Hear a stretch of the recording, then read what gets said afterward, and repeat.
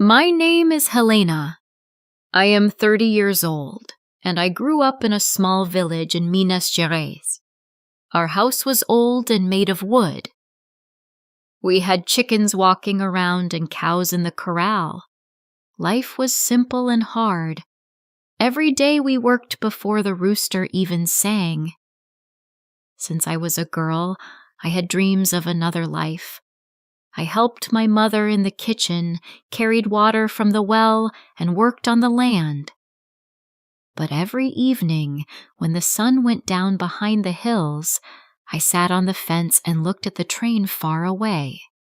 To me, that train was a door to a new life. One day my little brother asked, "Why do you look at the train so much?"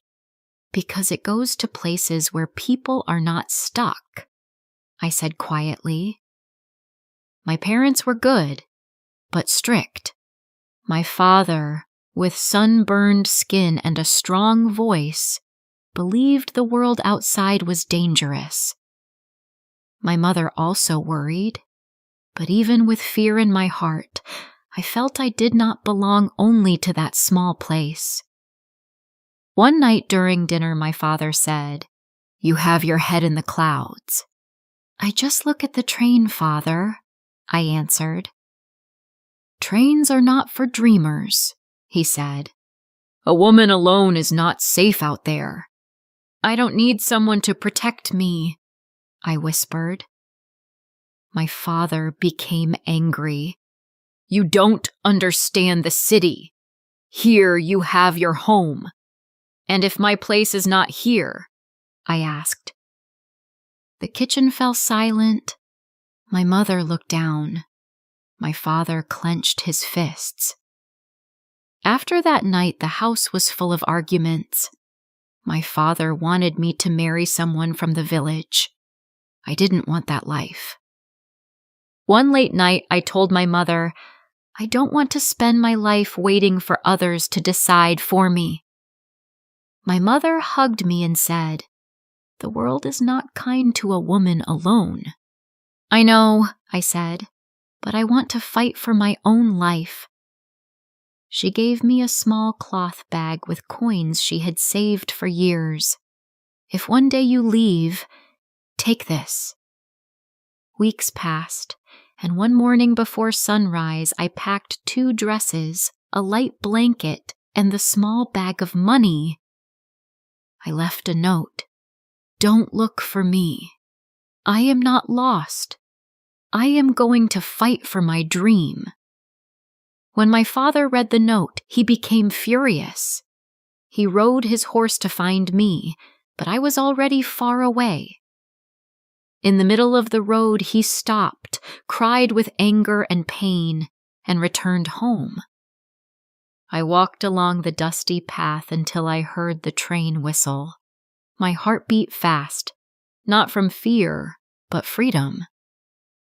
At the station, the old ticket man asked, "Going alone?"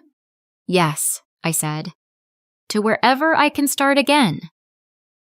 The train took me to the city. When I arrived, the buildings were tall, the streets loud, and the lights bright. Nobody knew me. Nobody waited for me. For the first time, I was completely alone. I found a small, cold room to rent with my few coins. Then I started looking for work. I knocked on doors and asked everywhere. Most people said, "We don't need anyone. Come back later." Some didn't even listen. I ate old bread, and sometimes nothing at all. But every morning, I kept trying. One day, I saw a woman selling oranges. "Can I help you?" I asked. "What can you do?" She said. "Anything. I just want to learn." She laughed, but she needed help. She taught me how to arrange oranges, call customers, and avoid people who tried to cheat us.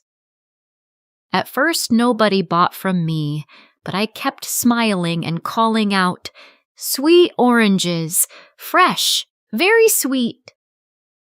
An old man bought some and even gave me a tip. For the first time, I had money I earned myself. The next day, the orange seller said, "You shout well. Come again." Soon she started paying me. Months passed. I worked hard, learned fast, and never gave up.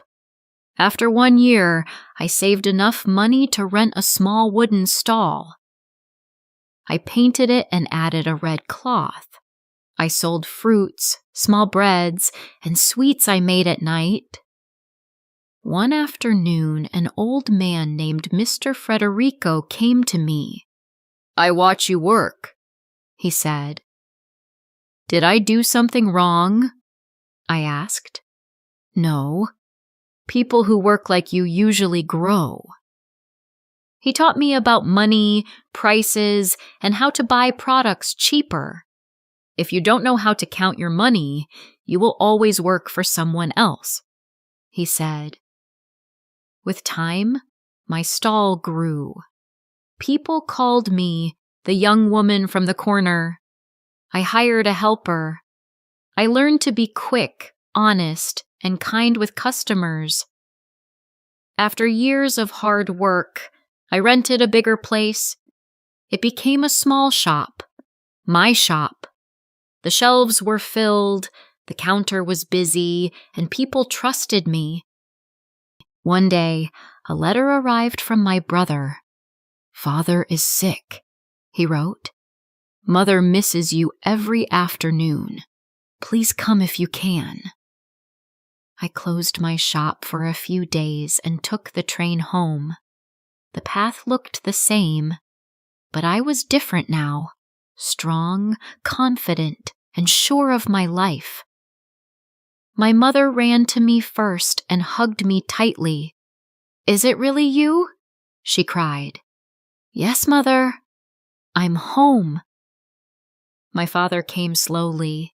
He was thinner, weaker, afraid of what I might say. I looked at him and smiled softly. "I came to greet you, Father."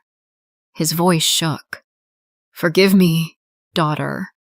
I was afraid, not of you, of the world."